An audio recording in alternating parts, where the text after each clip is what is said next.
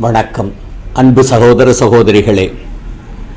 EPS95 அடுத்த காணொளியில் வருகிறேன் அப்படின்னு சொன்னேன். நேற்றுக்கு என்னால் போட முடியல, சில பர்சனல் காரணங்களால் போட முடியல. இன்றைக்கி அதனுடைய தொடர்ச்சியை பார்க்கலாம். EPS95 ஒரு முக்கியமான கேள்வி எல்லாருக்குமே இருக்குது. இது 58 வயசில் தொடங்குதா 60 வயசில் தொடங்குதா? இந்த கேள்வி எல்லாருக்கும் வருது. EPS95 பொறுத்த வரைக்கும் 58 வயது ஆக போகுது அப்படின்னு சொன்னால் ஒரு 3 மாதத்துக்கு முன்னாடியே இண்டிவிஜுவல் மெம்பர்ஸ் அப்ளிகேஷன் கொடுக்கலாம் அப்படிங்கிறது தான் ரூலு, ஃபஸ்ட்டு ரூல். அது இந்த ரூலில் நிறையா பேர் யூஸ் பண்ணுவாங்க. 58 வயசுலேருந்து எனக்கு பென்ஷன் ஸ்டார்ட் ஆகிட்டோம், அது என்னுடைய கான்ட்ரிபியூஷனை நிறுத்திடுங்க, அதுக்குள்ளே என்ன பென்ஷன் வருதோ அந்த பென்ஷனை நான் வாங்கிக்கிறேன் அப்படின்னு சொல்லி போடுறவங்க ஃபஸ்ட்டு நம்பர் 1 பீப்புள். ரெண்டாவது ஒரு ரகம் இருக்குது. அது என்ன ஆப்ஷன் கொடுத்துருக்காங்கன்னா, எனக்கு 58 வயதில் பென்ஷன் வேண்டாம், நான் 60 வயதில் பென்ஷன் வாங்கிக்கிறேன், ஆனால் நான் கான்ட்ரிபியூஷன் கொடுக்கல, என் கான்ட்ரிபியூஷனை 58 நிறுத்திடுங்க, ஆனால் நான் என்னுடைய பென்ஷனை டெஃபர் பண்ணி 60 வயதில் வாங்கிக்கிறேன் அப்படின்னு ஒரு கொஸ்டின் ஒரு இது கொடுப்பாங்க, ஒரு டிக்ளரேஷன் கொடுப்பாங்க. அப்போ அவங்க 60 வயசு வரைக்கும் கான்ட்ரிபியூட் பண்ணலை, ஆனால் 58 வயதில் வாங்க வேண்டிய பென்ஷனை 60 வயசில் வாங்குறாங்க. இது இரண்டாவது ரகம். மூன்றாவது ஒரு ரகம் இருக்குது. அது என்னன்னா, எனக்கு 58 வயசு நீங்கள் சொன்னீங்கப்பா, நான் 58 வயசில் எனக்கு பென்ஷன் வேண்டாம், சம்பளம் நிறையா வாங்குகிறேன், 30% இன்கம் டேக்ஸ் ஸ்லாபில் இருக்கேன், எனக்கு இன்கம் டேக்ஸ் ஜாஸ்தியாக வந்துடும், இது ஒரு 30,000, 40,000, 50,000 பென்ஷன் வந்ததுன்னா அதற்கும் நான் டேக்ஸ் கட்ட வேண்டும், வழி கட்ட வேண்டும் அப்படின்னு சொல்லிட்டு எனக்கு ரிட்டையர் ஆனதுக்கப்புறம் என் கையில் பென்ஷன் வந்தால் போதும், ஓய்வூதியம் வந்தால் போதும் அப்படின்னு சொல்லி 60 வயது வரைக்கும் எனக்கு கான்ட்ரிபியூஷன் நான் கொடுக்குறேன், அப்போ எனக்கு ஓய்வூதியத்தை 60 வயதுக்கு மேலே நீங்கள் கால்குலேட் பண்ணி கொடுங்க அப்படின்னு கேட்கக்கூடிய ஒரு ரகமும் இருக்குது. இப்போ மூணுக்குமே எப்படி ஓய்வூதியங்களை EPS95 கணக்கு எடுக்கிறாங்க அப்படின்னு பார்த்தீங்கன்னா, முதல்ல 58 வயதில் கணக்கு போடுறவங்களுக்கு 1/9/2014 அப்புறம் 5 வருடம்தான் கணக்கு. நேற்றைய காணொலியில், முந்தைய காணொலியிலே நான் சொல்லிட்டேன், 5 வருஷ ஆவரேஜ் தான் எடுப்பாங்க. அது 14க்கு முன்னாடி ஒரு 2-3 வருஷமோ இல்லை 14க்கு முன்னாடியே ஃபுல்லாக போயிடுச்சு, 2009லேருந்து 2014 வரைக்குமே ஒருத்தருக்கு வருதுன்னு சொன்னால் கூட அந்த 5 வருஷத்தை தான் எடுத்து ஆவரேஜ் பண்ணி அந்த நம்பர் ஆஃப் ரெக்கனபிள் சர்வீசஸ் 1995 16-11லேருந்து எடுத்து 70ஆல் வகுத்து போடுவாங்க. இது நம்பர் ஆஃப் டேஸ் கால்குலேட் பண்ணி அதை 365 டிவைட் பண்ணி பண்ணுவாங்க. நம்பர் ஆஃப் இயர்ஸ் ஸ்ட்ரைட்டாகவே மல்டிப்ளை பண்ணிங்கன்னா வராது, நம்பர் ஆஃப் டேஸ் தான் கால்குலேட் பண்ணணும். அதே மாதிரி 10 வருஷத்துக்கு ஒரு வருஷம் ஆட் ஆகிறது கூட நீங்கள் பார்த்தீங்கன்னா 365 நாள் தான் நீங்கள் ஆட் பண்ணிக்கணும். இது ஒரு ரூலு, இது உங்களுக்கு புரியும்னு நினைக்கிறேன். இப்போ முதல் பென்ஷன் கால்குலேஷன் சரியாக போச்சு, நீங்கள் கான்ட்ரிபியூஷனும் பண்ணலை, அவங்களும் கரெக்டாக 58 வயசில் உங்களுக்கு பென்ஷனை ஸ்டார்ட் பண்ணி விட்டாங்க. இது நான் சொல்கிறது எல்லாமே ஹையர் பென்ஷன் உள்ள பீப்புளுக்கு தான். ஏற்கனவே அந்த 6,500 15,000 உள்ளவங்களுக்கு கால்குலேஷன்ஸ் எல்லாமே இப்படி தான் கால்குலேட் பண்ணிகிட்டு இருக்காங்க. இது நிறைய பேர் எப்படி கால்குலேட் பண்ணுறாங்க அப்படின்னு எல்லாம் கேட்டுட்ருங்க. இதுதான் ரூலு, இதுதான் EPS95 கால்குலேஷன், சரிங்களா? அடுத்தது ரெண்டாவதாக ஒரு ரூல் சொன்னேன். என்ன சொன்னேன்? EPS95 58 வயதில் என்னுடைய கான்ட்ரிபியூஷனை நிறுத்திடுங்க, ஆனால் நான் ஓய்வூதியத்தை 60 வயதுக்கு மேலே வாங்கிக்கிறேன் அப்படின்னு சொல்கிறவங்களுக்கு அவங்க என்ன பண்ணுறாங்க, EPFOல ஒரு 4.08% நார்மலாக SB இன்ட்ரெஸ்ட் கொடுக்குற மாதிரி ஒரு இன்ட்ரெஸ்ட் முதல் வருடமும், இரண்டாவது வருடம் 59லேருந்து 60 வயது உள்ளவங்களுக்கு ஒரு 4.08 கொடுத்து 8.16% கூடுதலான ஓய்வூதியம் 58 வயதில் வாங்குபவர்களுக்கும் அந்த 60 வயது வாங்குபவர்களுக்கும் உள்ள வித்தியாசம் பார்த்தீங்கன்னா ஒரு 8.16% கிட்டத்தட்ட கூடுதலான ஒரு பென்ஷன், ஒரு 400 ரூபா 300 ரூபா 500 ரூபா டிபெண்டிங் ஆன் தி இண்டிவிஜுவல்ஸ், அது கூடுதலாக வருமே ஒழிய வேறு எந்த விதமான லாபமும் அதில் கிடையாது. இது இரண்டாவது ரகம். மூன்றாவதாக நான் ஒன்று சொன்னேன், என்ன சொன்னேன், 60 வயது வரை நான் கான்ட்ரிபியூட் பண்ணுறேன், என்னுடைய ஓய்வூதியத்தையும் நீங்கள் 60 வயதுலேயே கொடுங்க அப்படின்னு சொல்லும்போது கான்ட்ரிபியூஷனை நீங்கள் ஃபுல்லாக கட்டுறீங்க. இப்போ ஒரு கொஸ்டின் எல்லாருக்கும் என்ன வருது அப்படின்னு சொன்னால், எனக்கு 58 வயதிலிருந்து அரியர்ஸ் ஸ்டார்ட் ஆகுமா, 60 வயதிலிருந்து ஸ்டார்ட் ஆகுமா அப்படிங்கிற கேள்வி தான் எல்லாருக்கும் இருக்குது. ஏன்னா பென்ஷனபிள் ரெக்கனபிள் சர்வீஸுங்கிறது 1995 58 வரைக்கும் தான் எடுப்பாங்க அப்படின்னு ஒரு கால்குலேஷன் சொல்கிறாங்க.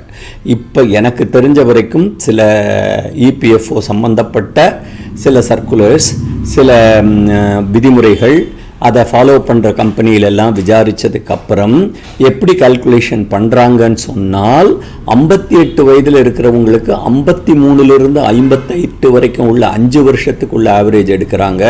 ஃபுல் கான்ட்ரிபியூஷன் பண்ணவங்களுக்கு 55 வயதிலிருந்து 60 வயது வரைக்கும் தான் எடுக்கிறாங்க. அவங்களுடைய அரியர்ஸ் வந்து அவங்க 60 வயசு ஸ்டார்ட் ஆகும்போது தான் அவங்களுடைய ஓய்வூதியம் ஸ்டார்ட் ஆகுது. அவங்களுக்கு 58 வயதிலிருந்து அரியர்ஸ் கொடுக்கப்பட மாட்டாது, 60 வயதிலிருந்து தான் தொடங்கும். இதுதான் ரூலு. இது மாதிரி நடந்திருக்கு. ஹையர் பென்ஷனில் கொடுக்கக்கூடிய ஆர்கனைசேஷனில் விசாரித்து சர்க்குலரை பார்த்து தெரிஞ்சதுக்கப்புறம் தான் நான் தைரியமாக இதை சொல்கிறேன். ஏன்னா நிறையா பேருக்கு இந்த சந்தேகம், 58 வயது தானே இபிஎஃப்ஓவில் கொடுத்துருக்காங்க, எனக்கு பென்ஷன் 60 வயசில் தானே ஸ்டார்ட் ஆச்சு அப்படின்னு சொல்கிறாங்க. அதுக்கு தான் இந்த 3 கண்டிஷனையுமே நான் சொன்னேன். நீங்கள் கான்ட்ரிபியூஷன் கொடுக்காத பட்சத்தில் உங்களுக்கு 58 வயதிலிருந்து தான் கால்குலேஷன் தொடங்கும். நீங்கள் டெஃபர் பண்ண 60 வயசுக்கு வரும்போது உங்களுடைய பென்ஷன் 58 வயதோட முடிந்து போகும். ஆனால் உங்களுக்கு இப்போ கொடுக்கக்கூடிய பென்ஷனில் திருப்பி அரியர்ஸ் அவங்க கால்குலேட் பண்ணாங்கன்னா அவங்க எப்படி கால்குலேட் பண்ணுவாங்கன்னா, உங்களுக்கு 58 வயது வரைக்கும் உள்ளதுக்கு அந்த 5 வருஷத்து கால்குலேஷனை எடுத்துட்டு அந்த நான் சொன்னேன் பாருங்கள் 4.8 4.08 அந்த 8.16% ஒன்லி வட்டி விகிதாச்சாரத்தை மட்டும்தான் கூடுதலாக போட்டு உங்களுக்கு 60 வயசுலேருந்து உள்ள அரியர்ஸை கொடுப்பாங்களே ஒழிய உங்களுக்கு 2 வருட காலத்தினுடைய ஓய்வூதியத்தினுடைய அரியர்ஸை கொடுப்பாங்கன்னு நினைக்கிறது தவறு. கிளியர் கட்டாக நான் சொல்லியிருக்கேன். Now I make it very clear to the people who are listening to it in Tamil as well as in English also. There are 3 conditions prevalent into this. Number 1, at the time of 58, people are offering before 3 months applying to that for pension without contribute anything. They are trying to get that pension on a higher pension, 5 years average, that is from 53 to 58 it is calculated. This is rule number 1, which is very clear. Rule number 2, the people who defer the pension to the 60 but they are not contributing anything. For them, how the calculations are being done, since they are deferring to the drawing of the pension from 60, they are being considered for 8.16. Every year 4.08, 4.08, 8%, 8.16% interest is only being calculated and paid to the a member by way of a pension along with the normal pension computed at the age of 58, that is 53 to 58, 5 years the average, with some 8.16% interest additional, and that is being also paid to them. Then third point, if the person is ready or willing to contribute another 2 years contribution to that actual basic plus DA on that 8.33%, if he is contributing, then that person will get his higher pension, that is the average age service of 60 months is being calculated between 55 to 60, that divided by 70 multiplied by the number of reckonable years of service. Now the reckonable years of services, how it will be calculated, whether it is, the question once again arises, எல்லாருக்கும் இந்த சந்தேகம் வந்துடும். 16-11-95 நான் 2060 வயது வரைக்கும் உள்ளது வரைக்கும் எடுப்பாங்களா இல்லை 58 வயது வரைக்கும் எடுப்பாங்களா? Garbage in garbage out. நீங்கள் என்ன கொடுக்குறீங்களோ அதுக்கு தான் கவர்மெண்ட்டோ இபிஎஃப்ஓவோ உங்களுக்கு பென்ஷன் கொடுக்கும். நீங்கள் ஃபுல் கான்ட்ரிபியூஷனை கொடுத்துட்டீங்க, அடிஷ்னல் 2 வருஷ சர்வீஸும் போட்டிருக்கீங்க அப்படின்னு சொன்னால் அந்த 2 வருஷ சர்வீஸும் உங்களோடதோட ஆட் ஆகும். உங்களுக்கு கொடுக்கப்பட்ட கான்ட்ரிபியூஷனும் அவங்க எடுத்துப்பாங்க. ₹1 ₹2 எடுக்கலிங்க, உங்களுக்கு 8.43. ஈவன் இப்போ 1.16% ஆஃப்டர் த ரீசன்ட் சர்க்குலர் படி பார்த்தீங்கன்னா கூட that 8.13 + 1.16 after மைனஸிங் 15,000 rupees on the actual basic plus DA multiplied by that goes as an administrative charges. In other words, 9.49% is being paid for the 2 years If that 2 years contribution is paid, even the weighted average of the 2 years is also being added to that, plus every 1 year is added for the 10 years also. So the third formula, many people might not have preferred it, but some people might have preferred it. For them, the advantages will be of much more higher. So இந்த condition மூணும் உங்களுக்கு புரிஞ்சிருக்கும்னு நினைக்கிறேன். இதுக்கு அடுத்தது இன்னொரு பாயிண்ட்டை நான் ரொம்ப உங்களுக்கு புரிய வைக்கணும்னு நினைக்கிறேன். இது எந்த அளவுக்கு மக்களுக்கு இது போய் சேரும்னு தெரியல.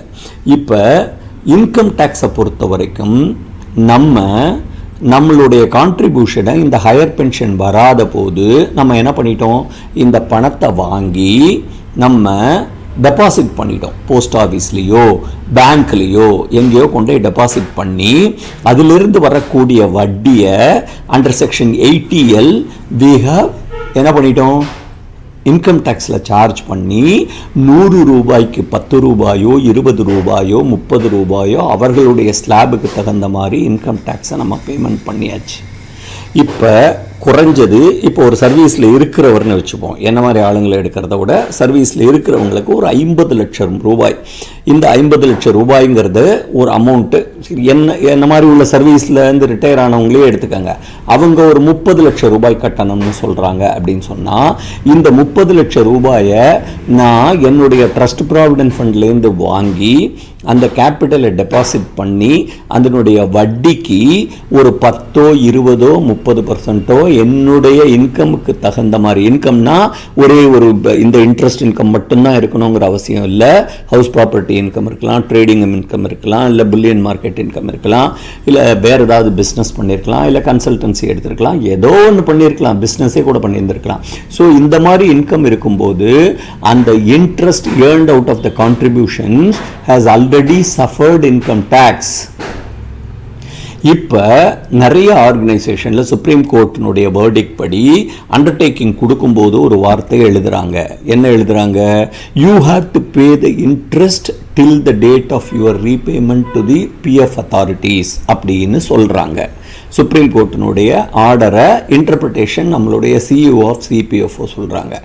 இப்போ என்னுடைய கேள்வி, இந்த 2014 2023 வரைக்கும் என்னுடைய ஒரு 15 லட்சம் ரூபாய்க்கு நான் வாங்கிய வட்டியை அண்டர் செக்ஷன் 80L இன்கம் டேக்ஸில் காமிச்சுனா ஒரு 20% 30% இன்கம் டேக்ஸ் கட்டினதுக்கு அப்புறம் இன்னைக்கு ஆர்கனைசேஷன் வந்து சொல்லுது, நீ அந்த 15 லட்சத்துக்கு வட்டி போட்டு வட்டிக்கு வட்டி போட்டு இன்னைக்கு மார்ச் 23 முடியல, இப்போ ஜூன் 23 வரைக்கும் இருக்கிறதுனால அதுக்குள்ள வட்டியை 8% நீங்கள் சரண்டர் பண்ணணும் இபிஎஃப்ஓக்குன்னு சொன்னாங்கன்னா, அப்போ ஏற்கனவே நான் சஃபர் பண்ண இன்கம் டேக்ஸ் 30 ரூபாய், 100க்கு 30 ரூபாய், இல்லை 20 ரூபாய், இல்லை 10 ரூபாயே வச்சுக்கோங்க.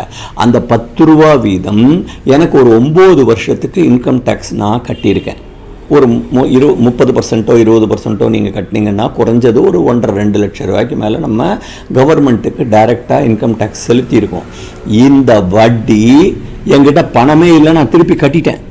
என்கிட்ட இருக்கக்கூடிய சேவிங்ஸ்லேருந்து திருப்பி எடுத்து அந்த பணத்தை, அந்த 70 என் கையில் இருந்தது, அதை தவிர நான் செலவு பண்ண ஒரு 30 ரூபா இன்கம் டேக்ஸ், அதையும் சேர்த்து 100 ரூபாயை நான் கொண்டு இபிஎஃப்ஓ கவர்மெண்ட்டில் தான் ஃபினான்ஸ் மினிஸ்ட்ரிக்கு தான் கொடுக்குறேன். அப்போ அவன் திருப்பி எனக்கு கொடுக்கக்கூடிய ஓய்வூதியமாக வரக்கூடிய பென்ஷனை அதை என்ன சொல்கிறான், எனக்கு இன்கமாக வருது இந்த வருஷத்தில், இந்த வருஷ இன்கம் இதுக்கு ப்ரீவியஸ் இயர்ஸ் இன்கம்னுடைய வருஷத்தினுடையது, அது appropriation of arrears the previous year's income under section 89(1) relief கொடுக்குறாங்க. நான் இல்லைன்னு சொல்லலை. ஆனால் நான் கட்டின இன்கம் டேக்ஸ் ஆல்ரெடி நான் கட்டிட்டேனே. என்னுடைய இன்ட்ரெஸ்ட் இன்கம்க்கு ஒரு வருடமும் 10%லேருந்து 30% வரைக்கும் ஸ்லாபில் அவரவர்களுடைய இன்கம்க்கு தகுதி வாரியாக பணம் கட்டியாகிவிட்டது. அந்த பணத்தை இன்னைக்கு ஆர்கனைசேஷன்ஸ், எம்ப்ளாயர்ஸ் எல்லாரும் இபிஎஃப்ஓக்கு கொண்டு கொடுன்னு சொன்னாங்கன்னா, அப்போ இன்கம் டேக்ஸ் டிபார்ட்மெண்ட் அதுக்கு ப்ரொவிஷன் இருக்கா, நான் அதை செட் ஆஃப் பண்ண முடியுமா? அந்த 30%யோ 20%யோ நான் கிட்டத்தட்ட ஒரு 7 to 9 லட்ச ரூபா நான் இன்கம் டேக்ஸ் கட்டியிருக்கேன். நான் கட்டினது தப்பு. ஏன்னா என் பணம் இப்போ இன்ட்ரெஸ்ட் அந்த இன்கம் டேக்ஸ் ப்ளஸ் இன்ட்ரெஸ்ட் எல்லாத்தையும் சேர்த்து நான் சரண்டர் பண்ணுறேன் இபிஎஃப்ஓக்கு. அப்போ இபிஎஃப்ஓக்கு நான் சரண்டர் பண்ணிட்ட பட்சத்தில் அந்த பணம் எனக்கு இன்கம் டேக்ஸில் ரிபேட் கொடுப்பாங்களா? ப்ரொவிஷன் இருக்கா? இல்லைங்க, இன்னி வரைக்கும் கிடையாது. அது அந்த மாதிரி செய்ய முடியாது.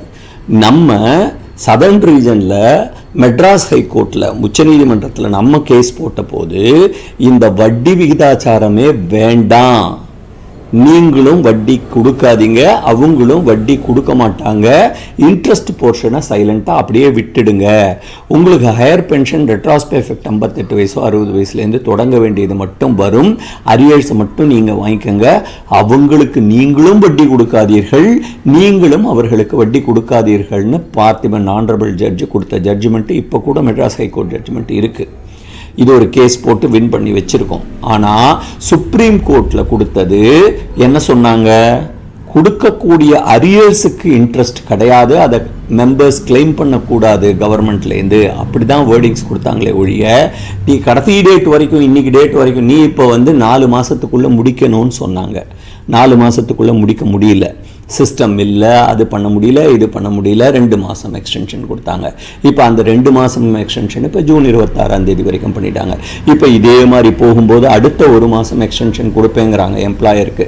அந்த எம்ப்ளாயர் டு எம்ப்ளாயி கரெக்ஷன்ஸ் பண்ண வேண்டிய வேலையெல்லாம் பண்ணி முடிச்சதுக்கப்புறம் எம்ப்ளாயிக்கிட்டேருந்து பணத்தை வாங்கி எம்ப்ளாயர் இபிஎஃப்ஓக்கு கொடுத்து அவங்க அதுக்கப்புறம் 90 நாள் எடுத்துக்கிட்டு அதுக்கப்புறம் தான் பண்ணுவாங்க. அப்போ இது முடிஞ்சு ஜூன் 26 அப்புறமும் இன்னும் 1 மாதம் கூட ஆகலாம், இல்லை 2 மாதம் கூட ஆகலாம், இல்லை எக்ஸ்டென்ஷன் கூட பண்ணலாம், தெரியாது, நமக்கு என்ன நடக்கும் தெரியாது.